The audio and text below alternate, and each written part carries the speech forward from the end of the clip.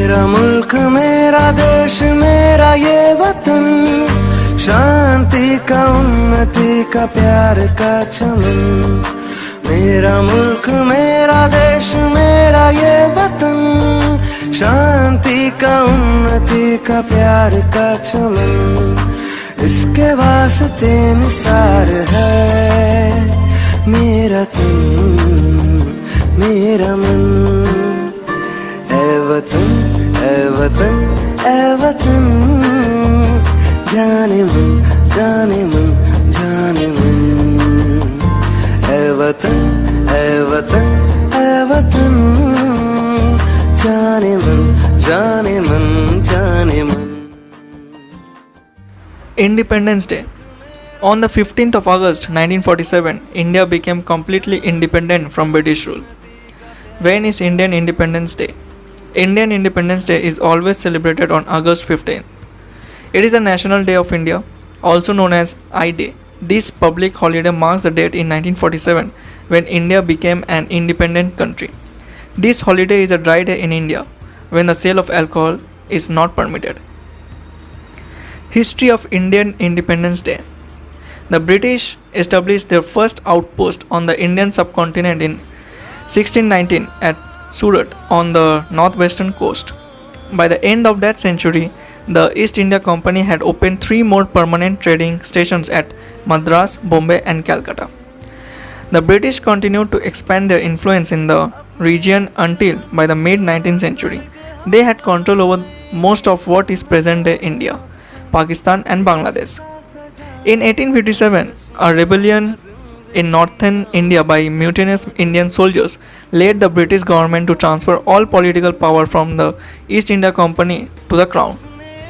The British began controlling most of India directly while administering the rest through treaties with local rulers.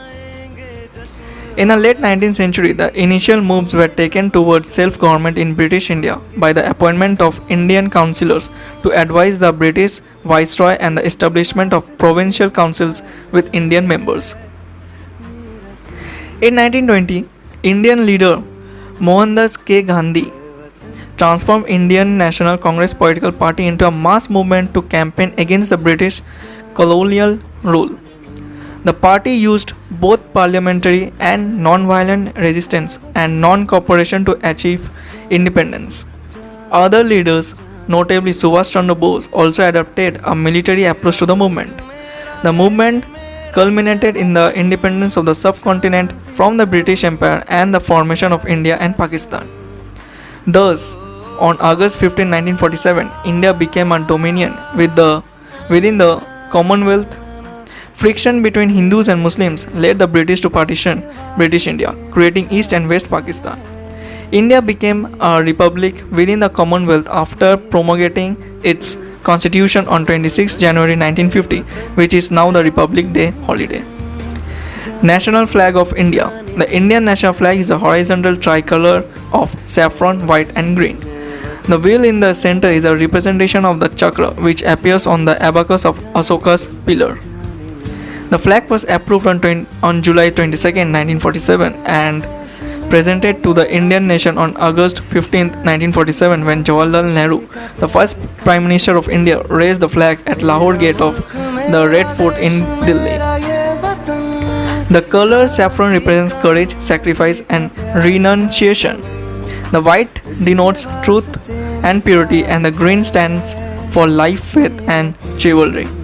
The wheel symbolizes unceasing motion and progress. 3 facts about India Independence Day. Pakistan's Independence Day should be on the same day, but Lord Mountbatten, being the last viceroy of undivided British India, had to be present at both the ceremonies in Delhi and Karachi. Hence, Pakistan's Independence Day was celebrated on 14th August. Chess was invented in eastern India between 280 to 550 AD. The pieces were made up of infantry, cavalry, elephants and chariots. Indian housewives hold 11% of all of the world's gold. That is more than the reserves of Switzerland, Germany, the IMF and the US combined. India before and after British imperialism. The British began rule in India 1858 through 1947. Before British imperialism in India, India was doing very well and flourishing. Britain came to India in 1858 for their profitable resources that the British Empire wanted to make theirs. Leaving in 1947 just to leave before a civil war broke out and leaving India in terrible shape, taking and using whatever resources they wanted in their rule in India. Before British rule, 1858. Before the British ruled in India, the East India Trade Company came to rule while India was very weak. The company made India one of the wealthiest countries in the world. They brought trade and influence into the country, basically owning the global textile trade.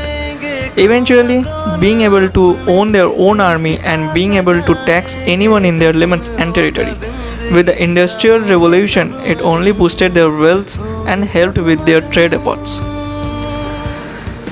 What did Britain see in India? Britain saw that India had people and cheap labor and industries that could produce goods fast for people to buy. Another was raw materials like jute and cotton with their rich agriculture and their opium trade. Seeing all of this, they wanted it and wanted to profit. How did Britain get to rule India?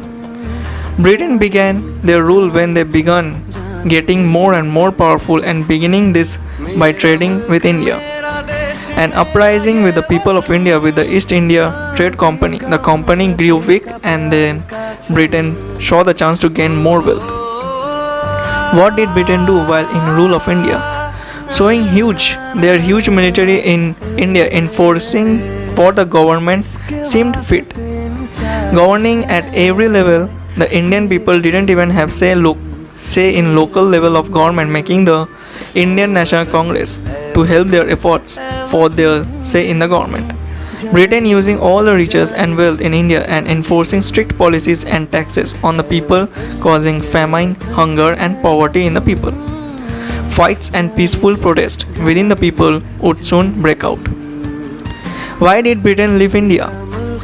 Would also force India to split into Pakistan. Partition of India. Partition of British India into the independent states of India and Pakistan in 1947. The partition of India split British India into the countries of India and Pakistan, East and West Pakistan in 1947.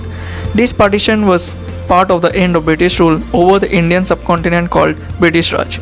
The partition was caused in part by the two-nation theory presented by Chaudhry Rahmat Ali due to presented religious issues. Pakistan became a Muslim country and India became a majority Hindu but secular country.